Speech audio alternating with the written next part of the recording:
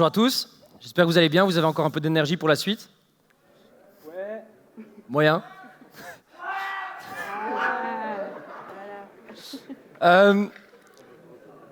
Avant toute chose, avant de commencer, avant de vous expliquer le projet, avant de vous expliquer comment est-ce qu'on a fait, j'avais une petite envie, c'est que vous fassiez un petit exercice d'immersion pour que vous compreniez comment est-ce qu'on a trouvé le produit, comment est-ce qu'on a vu le problème sur le marché. Si vous voulez bien tous fermer les yeux, au moins le premier rang pour jouer, pour faire semblant que comme ça je vous vois. Et donc, vous fermez les yeux et vous imaginez en pleine nature, en plein trek. Vous avez peut-être vu des reels sur Insta, du Tour du Mont Blanc. Vous avez dit que c'est cool, vous avez envie de faire ça avec des potes. Peut-être pas du tout, mais faites semblant, encore une fois. Et donc là, vous êtes en pleine nature. Vous marchez 25-30 km par jour. Il y a beaucoup de dénivelé, c'est essoufflant. Mais vous voyez des paysages magnifiques. Vous voyez des sommets, des montagnes, la nature. Il y a un petit truc qui se passe, vous rentrez en cohésion avec la nature. En tout cas, vous avez l'impression. C'est vraiment hyper cool. Et puis, vous avez décidé, comme vous êtes étudiant, de ne pas aller dans les refuges parce que ça coûte super cher. Donc, vous avez besoin de vous nourrir en autonomie, vous avez acheté des repas déshydratés ou lyophilisés pour pouvoir vous nourrir à la fin. Et donc, voilà, vous êtes toujours dans cette marche. Vous avez finissé, vous allez sur la haute montagne. Vous dites là, c'est cool pour se camper. On va s'installer ici. On fait un petit feu. On prépare la nourriture, donc c'est-à-dire qu'on fait chauffer de l'eau bouillante pour le mettre dans le paquet. Et là, premier coup de fourchette, vous vous rendez compte que c'est dégueulasse, c'est vraiment pas bon, il n'y a aucune saveur. Vous retournez le paquet, vous voyez des E341, E322, vous comprenez rien à ce qui est marqué. Vous vous rendez compte en fait que c'est hyper industriel et que vous n'avez pas signé pour ça, vous êtes dans la nature, vous voulez un truc un peu plus réfléchi et pas un truc hyper industriel. Et donc ce constat-là, c'est le constat, vous pouvez tous rouvrir les yeux, c'est ce constat-là que nous on a fait, que nous on a perçu, en se disant mais en fait c'est pas du tout ce qu'on recherche. Nous on veut vraiment quelque chose qui est goûtu, qui a de la saveur, quoi. Et donc, ça, c'est la solution qu'on a créée. Donc, vous voyez ici le paquet ici. C'est des repas déshydratés, donc qui sont moins énergivores, qui utilisent moins d'énergie que la lyophilisation, et qui sont du coup des repas complets, nutritifs, faits avec des aliments locaux en Belgique, biologiques. Donc, le but, c'est vraiment juste d'avoir beaucoup plus de saveur, beaucoup plus de nutrition, donc qui sont vraiment meilleurs pour votre corps et meilleurs en goût. C'est vraiment notre promesse, en tout cas. Et donc j'ai envie de vous raconter aussi comment est-ce qu'on a trouvé ce projet. Donc je l'ai dit, c'est de base notre passion. Mais à la base, Alfred, Martin et moi, parce qu'on est trois, il y a Martin qui est là, mais Alfred n'est pas là. En fait, on ne se connaît pas. On a fait le même master à Louvain-la-Neuve en entrepreneuriat. Donc c'est un master en fait, qui réunit plein de facultés, les ingénieurs civils, les psychos, les sciences éco, et qui font des équipes de trois, de gens qui ne se connaissent pas, et qui doivent essayer de monter un projet, en tout cas d'avoir des idées, et à la fin de monter un business plan de ce projet. Et donc, on s'est retrouvés à trois. On n'avait pas beaucoup dormi ce jour-là. Et donc, on avait un thème attitré qui était la food et la boisson. Donc, on est un peu parti partout. À la base, Martin, rien à voir, mais il voulait faire des sacoches, des bananes pour les festivals où on pouvait charger notre téléphone à l'intérieur. Donc, il y a vraiment de tout et de rien. Et puis, on s'est dit, mais en fait, on aime tous les trois la rando. Moi, j'adore cuisiner. Et en fait, c'est dégueulasse ce qui se passe sur rando, donc venez, on trouve une solution qui va un peu changer le marché, quoi. Et donc, c'est comme ça que c'est parti, et c'est là où je voulais en venir pour le premier point, c'est le concept d'idée. Nous, on a fait des études en entrepreneuriat, on nous a appris souvent que l'idée, c'est pas ça qui est important, et je trouve ça à la fois super vrai, à la fois super faux. Tous les grandes marques que vous connaissez, ça reste des super idées. En général, c'est des gens qui ont eu quand même des idées du siècle, c'est ça qui marche bien. Mais c'est pas pour ça que vous ne devez pas vous chercher à avoir inventé le nouvel iPhone, le nouvel Uber. Ce qui est vraiment important, c'est d'être passionné dans l'idée que vous avez. C'est ça qui marche chez nous. C'est qu'en fait, notre produit, il est cool, ça n'existe pas vraiment sur le marché, mais il n'est pas non plus révolutionnaire. C'est juste qu'en fait, les gens, ils sentent la passion, et c'est vraiment ce qu'on a envie de faire, en fait. C'est vraiment, ça nous passionne, ce qu'on fait. Et donc, c'est là où les gens, ils sentent en général que ça nous touche, et donc ils ont envie d'acheter et envie de suivre l'aventure avec nous. Envie de faire un petit récap. Donc, point de départ, donc c'est en 2023, donc ça fait 2 ans qu'on a eu cette idée. On a développé le projet. On a eu pas mal de petits couacs aussi entre-temps. C'est tout bête, mais il y a un truc qu'on se rappelle souvent, c'est qu'en décembre 2023, il y avait un pitch challenge. Donc en fait, on devait faire un un pitch devant toute notre classe. Et il y a des investisseurs et tout qui étaient là, c'était assez pro.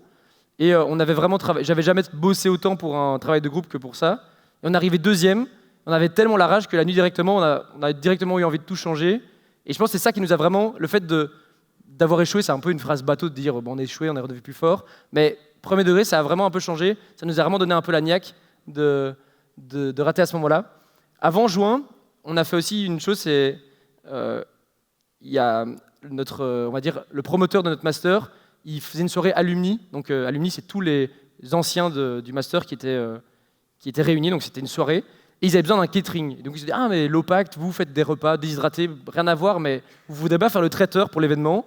Donc ça n'a rien à voir avec notre projet. On s'est dit ok, on chauffe. Et honnêtement, c'est la pire idée peut-être qu'on a eue parce que c'est horrible. On a dû cuisiner pour 200 personnes dans des cuisines. À 3h du matin, on s'est retrouvés à tout empaqueter, refaire dans le camion. Nos potes, ils buvaient des bières, on avait envie d'être avec eux. Pas du tout, on a juste du tout remballé. Mais ça a pris un truc en fait, accepter parfois des trucs débiles. Vous allez accepter d'office des trucs débiles, des trucs qui ne vous servent à rien. Mais ça nous a quand même un peu poussé d'avoir une deadline un peu avancée. Et c'était au final une super expérience. En juin 2024, on a lancé un gros test. Donc on a envoyé 100 paquets à travers l'Europe de gens qui étaient intéressés par avoir notre produit. Qu'on commercialisait 5 € juste pour pouvoir défrayer nos frais. Et on a eu tout un retour. Et honnêtement, c'était super. Ça nous a permis d'avoir un premier feedback hyper clair. Mais il manquait plein de choses, évidemment, pour pouvoir grandir. Donc là, après juin, on est partis tous en Erasmus. C'était un peu cool pour déconnecter et garder quand même le contact. Et puis, on est revenu. Et jusqu'en juin, on avait une deadline, c'est vendre 500 paquets, mais les commercialiser vraiment. Donc vendre au prix auquel on le vend, à 12,50 €, le lancer sur un site et voir qui achète. Forcément, vous doutez, il y a des gens qui sont des proches à nous qui l'ont fait, mais aussi des gens complètement random qui ont acheté nos paquets. Et donc, ça, c'était vraiment la plus grosse phase. C'était vraiment hyper intense. Mais c'était hyper chouette de se dire, de A à Z, qu'est-ce qu'on doit faire pour monter le projet. Donc ça, c'était vraiment l'aspect, j'ai envie de dire, le plus chouette, même si c'était le plus intense.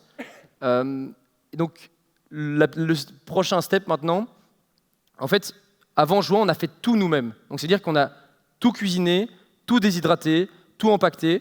Encore une fois, c'est à la fois une très bonne idée et une très mauvaise idée, parce que c'est horrible, il y a plein de choses qu'on n'est pas capable de faire, mais qu'on a quand même fait.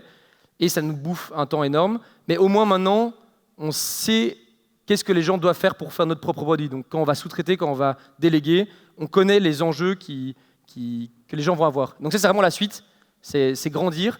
C'est tout le projet maintenant, c'est du coup d'avoir des contacts avec des gens qui peuvent sous-traiter, donc qui peuvent produire pour nous tout en gardant une qualité, qui peuvent déshydrater pour nous tout en connaissant les techniques. Donc ça, c'est un peu tout l'enjeu de maintenant. Donc le sujet, c'est la complémentarité. Comme j'ai dit, c'est un peu spécial. Nous, on a une équipe de 3 où on venait avec tous des parcours différents. Et je dirais que c'est vraiment ce qui marche le plus chez nous, c'est la complémentarité. C'est le fait que Martin, il est ingénieur civil. Alfred et moi, on est tous les deux sciences éco, mais on avait quand même des parcours différents. Et en fait, on se complète hyper bien. Et parfois, pour des choses hyper spécifiques, enfin, c'est pas Martin, ingénieur civil, il va faire que des maths ou que de la biotechnologie. Pas du tout. En fait, c'est juste celui qui se sent le plus capable de la tâche. Il l'apprend, il dit en fait, moi, je sens capable de ça. Je le prends et ça fonctionne super bien. Donc, ce qui fait que Alfred, il est sciences éco, mais en fait, il fait le marketing. Martin, il s'occupe de toute la déshydratation, parfois de plein d'autres choses. Parfois, il fait tout le suivi des mails. Il fait ça super bien, toute la communication. Donc, vraiment, ça n'a aucun rapport avec nos compétences, mais c'est vraiment ce qui marche, c'est de se dire, mais moi, je me sens capable de cette tâche-là, je vais le faire et je vais y aller au bout. Parfois, on est 2, parfois, on est 3, mais c'est vraiment ce qui compte le plus, quoi. Et puis, aussi, je disais, ce qui marche le plus, c'est la passion. C'est vraiment ce qui marche le mieux. Et pour un petit côté personnel, moi, mes études secondaires, c'est plutôt bien passé. Tout s'est bien passé, on va dire. Et l'UNIF, je me suis réellement planté au début. J'ai fait mon bac en 5 ans, donc c'est quand même beaucoup, je ne vous le conseille pas. Mais en fait, je n'arrivais pas du tout à trouver ce qui me motivait. J'ai fait d'abord ingénieur de gestion, puis sciences éco, et le bac, ça ne me tente pas du tout. Mon but, c'était juste d'avoir 10 sur 20 à l'examen, et je pense qu'il y en a aussi, c'est le cas ici. Mais vraiment, ça ne me tentait pas. Et le master, ça a complètement changé. On a tous les 3 hyper bien réussi notre master, parce qu'il y avait ce truc qui me passionnait. Je n'avais jamais bossé en tant que travail de groupe. Pour moi, c'était toujours le truc où je disais, OK, je vais faire le moins possible dans le travail de groupe. Mais dès qu'il y avait quelque chose qui me motivait vraiment comme ça, on bossait la nuit, on bossait pendant les heures de cours. Enfin, vraiment, on était tellement motivés juste parce que ça nous passionnait. Et ça, j'espère vraiment pour vous que vous allez pouvoir débloquer ça. Et parfois, c'est dans vos études, parfois pas. Parfois, c'est dans le sport, comme on a entendu juste avant. Mais c'est vraiment, moi je trouve, le conseil que je préfère, c'est juste faites quelque chose qui vous passionne. Et vraiment, même si des choses où parfois les gens disent ok, c'est nul, mais non, si c'est votre passion, allez-y jusqu'au bout. Si vous arrivez à l'implémenter dans votre travail, dans vos études, c'est encore mieux. Mais si pas, juste gardez ça en tête. En général, c'est vraiment ce qui marche le mieux. Voilà, je vous souhaite vous pouvez regarder notre Instagram, notre site internet. Merci de m'avoir écouté, c'était super.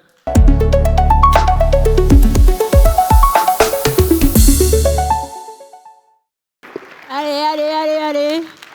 Victor, merci beaucoup. Est-ce que vous avez des questions ? Attendez, on va vous prendre un micro. Peut-être la répéter pour la salle parce que je pense pas. Quelle est la différence entre lyophilisé et déshydraté ? C'est une excellente question. Donc en fait, lyophilisé, c'est un peu plus technique, mais donc c'est-à-dire qu'ils vont prendre un produit, ils vont le congeler à moins 40 degrés, et puis ils vont le faire une sublimation. Donc sublimation, c'est-à-dire qu'ils passent l'étape liquide, ils vont directement à l'état gazeux. Donc en gros, si vous voulez, c'est super froid, ils chauffent très très fort, ce qui rend ce côté hyper poudre et qui consomme énormément d'énergie et qui tient énormément dans le temps. Donc en fait, c'est vraiment le produit qui est congelé, boum, il passe en poudre, et donc après, ça permet de pouvoir le réutiliser. Déshydrater, c'est vraiment une autre technique. Nous, pour vous donner un exemple, on cuisine un repas donc normal. Imaginez des pâtes bolognaises, par exemple, c'est le plus simple à imaginer. Vous le faites comme chez vous. Vous les mettez dans un grand four. On a vraiment des sortes d'immenses fours. On met sur des plaques. Donc c'est vraiment le produit comme vous pouvez le manger. On le met sur des plaques. On le fait sécher 18 heures à 55 degrés. Et après 18 heures, le plat est vraiment devenu miniature. Donc vraiment, c'est tout sec. Mais on voit encore vraiment l'aspect du plat. On le met dans des paquets. Même chose que le lyophilisé. On rajoute de l'eau bouillante, 15 minutes et tout est prêt. Donc c'est vraiment deux techniques qui arrivent au même résultat, sauf que la lyophilisation peut conserver plus longtemps, c'est 25-30 ans. Nous, on est à 5 ans, bon, pour nous, c'est déjà assez suffisant. Mais donc c'est vraiment les grosses différences, c'est ces deux choses-là. Je ne sais pas si j'ai bien répondu à ta question. Cela répond à ma question. Super. Il y a d'autres questions. Oui, on peut applaudir. Ouais.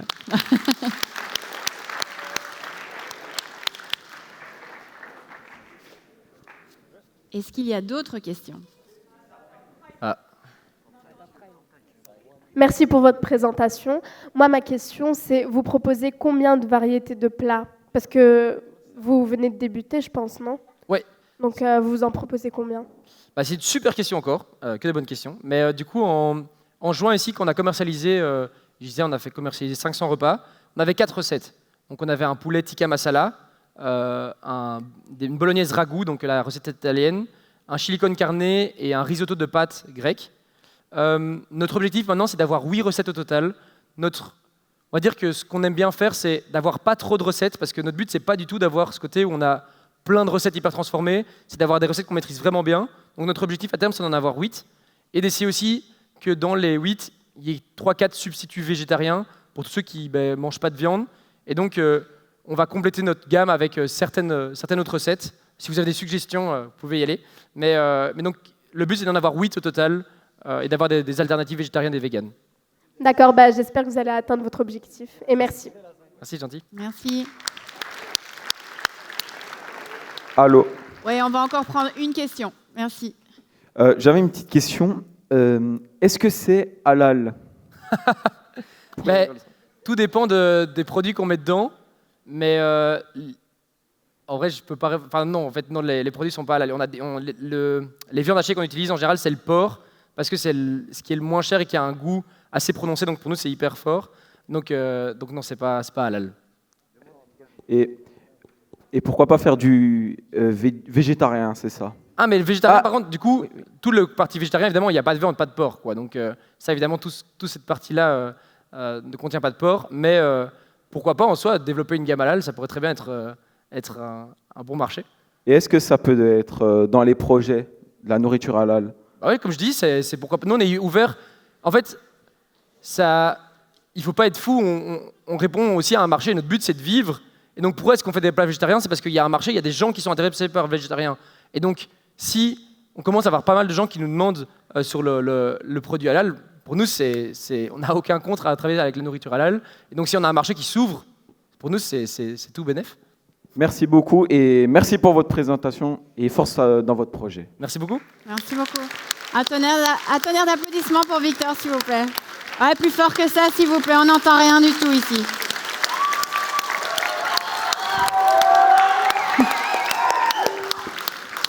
Merci beaucoup.